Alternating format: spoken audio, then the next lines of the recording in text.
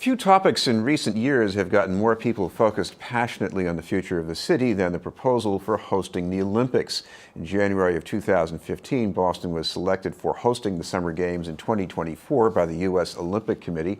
At first, the public reaction was largely positive, but then came the rash of blizzards, paralysis on the T, and a gathering avalanche of Olympic skepticism. Our guest was a leader of the opposition who's co-authored the story in a new book, No Boston Olympics. We'd like to welcome Chris Dempsey. Chris, the full title.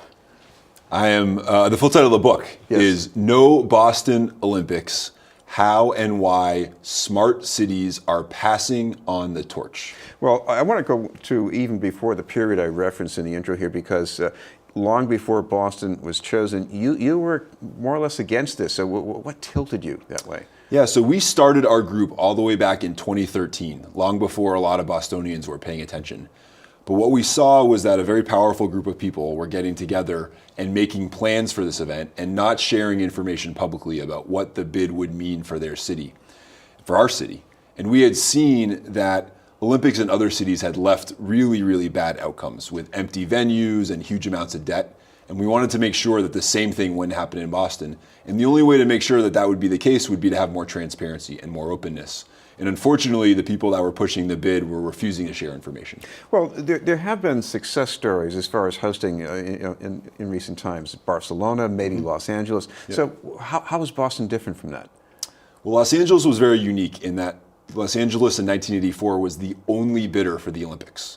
And when you show up at an auction and you're the only bidder, you're going to get a really good deal.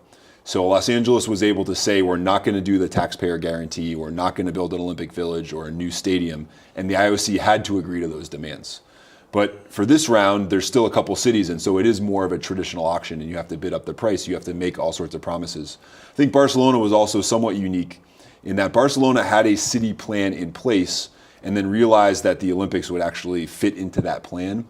In Boston, unfortunately, we didn't really have a plan in place. And so the Olympics were starting to dictate our city plans. And that's the worst outcome because you never want to plan your city around a 3-week event. Well, your book, just like your organization at the time, you were constantly pounding away at transparency. And one of the things you say in this book is that if there had been more transparency sooner, a lot of this would never have happened. I think that's right. You know, Sif, what you see is that if there had been more sunlight shined on this bid early on, they wouldn't have made some of the mistakes that they made. Instead, it was a very small group of people. I literally think it might have been like a half dozen people in the entire city that actually read and developed this bid.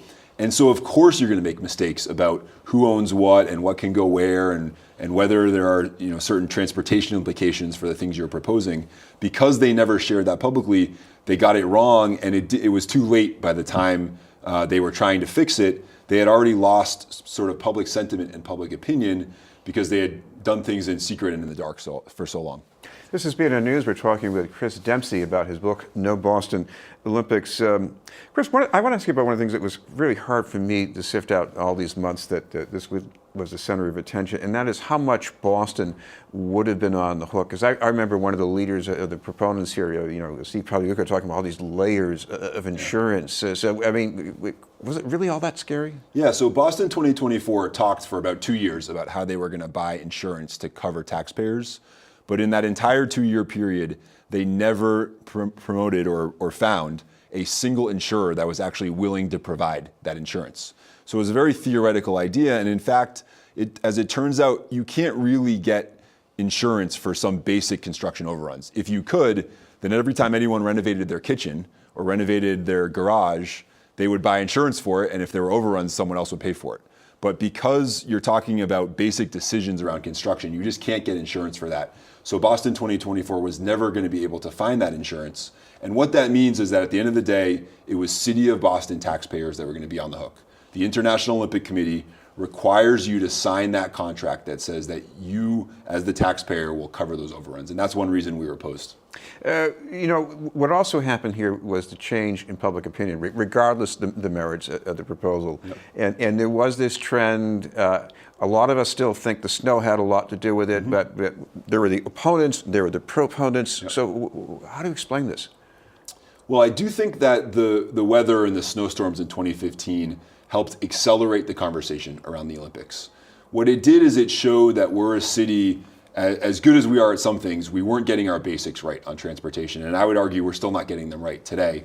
And I think people said, you know what? Rather than be focused on a 3-week event that's mostly going to benefit the IOC and some tourists that might come in for that period of time, let's get back to the basics. Let's focus on getting transportation right, getting education right, or healthcare, or other things that are sort of basic challenges for our city, instead of this big party, essentially. Chris, the other thing here is that the mayor has had a pretty negative reaction to this book, and I guess one of the things he might be coming from is that, this is maybe an easier thing to defend against, and here he is, he took a lot of risk in proposing this. Yeah, I think there are folks that were promoters of Boston 2024 who are not happy that we're going through this history, but I think it's a really important history to tell.